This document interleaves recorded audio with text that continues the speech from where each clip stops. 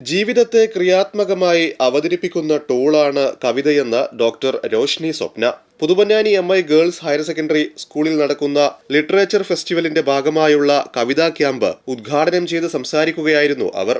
മനസ്സിൽ ക്രിയാത്മകതയുള്ളവർക്ക് നല്ല മനുഷ്യനാകാനാകും. ചുറ്റുപാടുകളെ നിരീക്ഷിക്കുന്നതിൽ നിന്നാണ് കവിതയുണ്ടാകുന്നത്. മികച്ച നിരീക്ഷണങ്ങളിൽ നിന്നാണ് മികച്ച സാഹിത്യ സൃഷ്ടികൾ ഉണ്ടാകുന്നത്. വായിക്കുന്ന മനുഷ്യരെ തോൽപ്പിക്കാനാകില്ലെന്ന് അവർ പറഞ്ഞു. ഒരു ഐഡന്റിറ്റി ഉണ്ടാക്കണമെങ്കിൽ ഒരുപക്ഷെ അയാൾ ഒന്നോ രണ്ടോ പുസ്തകം വായിച്ചാൽ പോരാ, അയാളുടെ മേഖലയിൽ അയാൾ ഏറ്റവും പ്രഗത്ഭനായിരിക്കണം. നിങ്ങളുടെ കൂട്ടുകാരുടെ നന്നായിട്ട് അറിയാമെന്ന് നേരത്തെ പറഞ്ഞു അല്ലേ? അതുപോലെ ആയിരിക്കണം നമ്മുടെ ലോകത്തെക്കുറിച്ചും മനുഷ്യരെക്കുറിച്ചും നമുക്ക് ഏറ്റവും കൂടുതൽ ധാരണ ഉണ്ടെങ്കിൽ മാത്രമേ നമുക്ക് ലോകത്തെക്കുറിച്ച് എഴുതാൻ അവകാശമുള്ളൂ.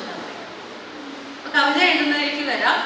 പിന്നെ കുറേ വർഷങ്ങൾ ഈ വായനയുടെയും ഒക്കെ ഒരു ലോകത്തിൽ കൂടെ പോവുകയും കുറച്ച് കഴിഞ്ഞ സമയത്ത് ഏകദേശം ഒരു ഡിഗ്രി ഒക്കെ ആയ സമയത്ത് ഇത് എന്താ പറയുന്നത്, കണ്ടിന്യൂസ് ആയിട്ട് ചെയ്യുന്ന ഒരു പ്രോസസ്സിന്റെ ഭാഗമായിട്ട് എനിക്കൊരു കവിത എഴുതാൻ പറ്റുള്ളൂ. എന്നും കവിത എഴുതി ഫേസ്ബുക്കിൽ പോസ്റ്റ് ചെയ്യുന്ന ഒരാളല്ല.